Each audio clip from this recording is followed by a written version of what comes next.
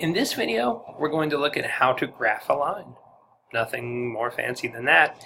And it turns out there are two ways that we can construct a graph. We can do so using 2 points, or we can use a point and a slope. Now, we're going to start with the simple one first. That is, how do we graph a line if we have 2 points that are on the line? And it turns out it's about the easiest thing you can imagine. To graph a line from 2 points, you plot the 2 points on the graph, and you draw a line through them. It is seriously as simple as that.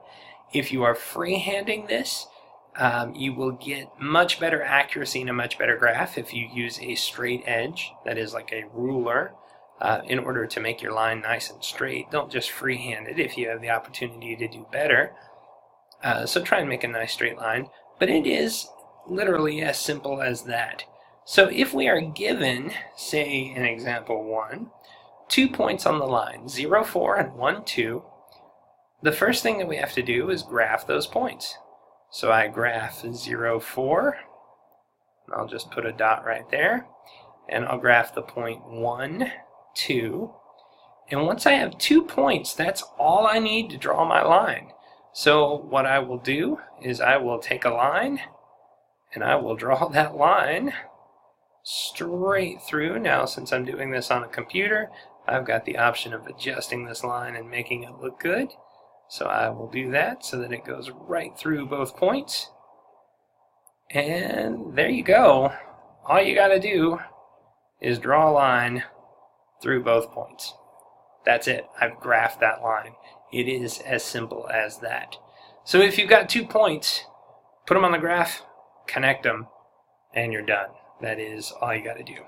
So now the more difficult situation is, what do we do if we just have a point and a slope? So to graph a line from a point and a slope, what you do is you first plot the point, and then you're going to use the slope to find another point. Once I have 2 points, I just do what I did a second ago. Connect them and draw a line through it. So we're going to use the slope to find another point on the graph. So let's take a look at example 2. Here we're supposed to graph the line containing the point 3, negative 2, with a slope of 3. So let's graph the 3, negative 2 part first. So that's 3 on the x-axis, negative 2 on the y-axis. Now our slope is 3. That means every time the x increases by 1, the y goes up by 3. So x increases by 1, y goes up by 3. If it helps for you to think of the rise over run way of thinking about slope, let me just show you how similar that is to what we're doing. Rise is the change in y, run is the change in x, and that's our definition of slope. It's the change in y over the change in x. So in this case, our change in y is 3. If we want to make that into a fraction, we can put it over 1. And so we would go run 3, run 1, rise 3. Change in y is 3, run is 1, so on and so forth. But the moral of the story is I started with this point, and I used the slope to find another point, and then once I've done that, all I've really got to do is draw a line through them. Just like that. And now I've graphed the point, or graphed the line.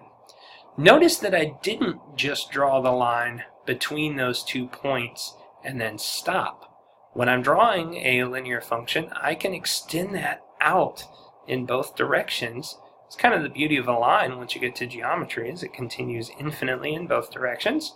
So I might as well do that here as well. So don't just connect the dots. Extend it out farther than that. So let's take another example. Example 3. Now we have a line containing the point negative 4, 1. Well, we know what to do with that. Let's graph that. Negative 4, 1 is right there. And a slope of 2 over 7. Now remember, our slope is our change in y over our change in x, which really, delta y over delta x is just a fancy way of saying rise over run. It's the same thing. So from this point, I would rise 2 and run 7, 1, 2, 3, 4, 5, 6, and 7. So now I have my 2 points. The change in x is 7 from -4 to 3. My change in y is 2 from 1 to 3. And now that I have 2 points, you guessed it, I just have to connect them. Ooh, and I whiffed a little bit with that line, but that's okay. Nothing that can't be fixed. There we go. And now we have our line passing through the point -4, 1 with a slope of 2, 7. So again, all of these techniques really come down to connecting 2 dots. It's just that sometimes we have to use the slope to get one of those dots.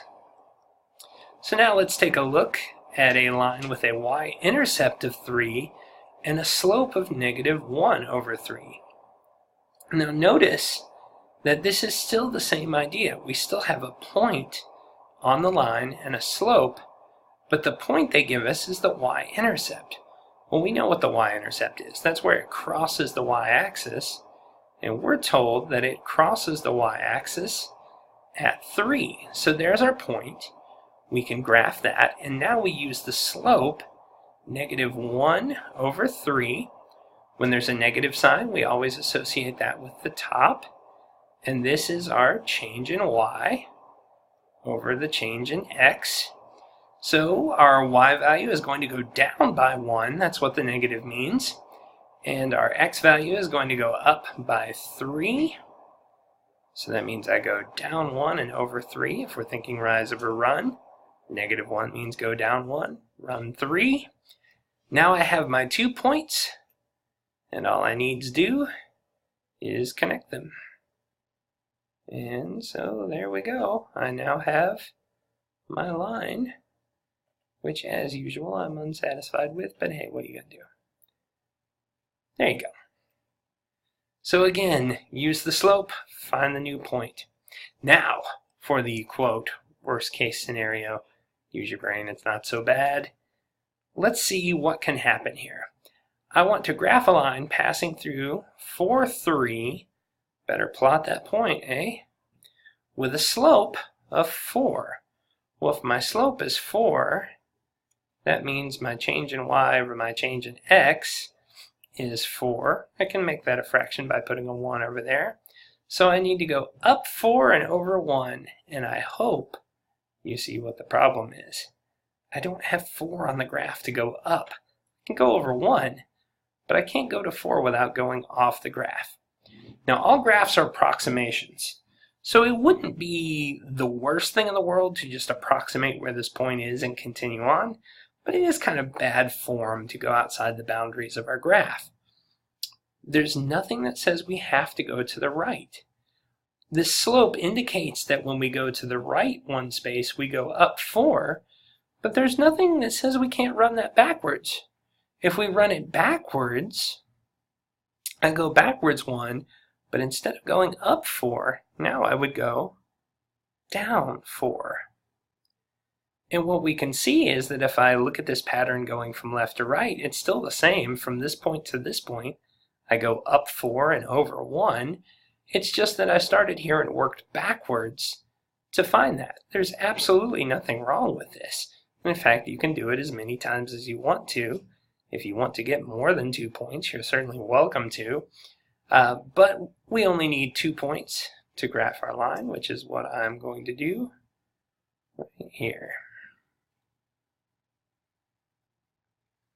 And so now I have graphed that. Excuse my extraneous line here. There we go. And so I have now graphed this. We can see that I have a line passing through there, slope of 4. We can use what we know about the slope to know that, hey, yes, that is in fact positive slope. So there you go. When we're graphing a line, you can either take 2 points and connect them with a line, or you can take 1 point and use the slope to find how many of our other points you want, and then connect those.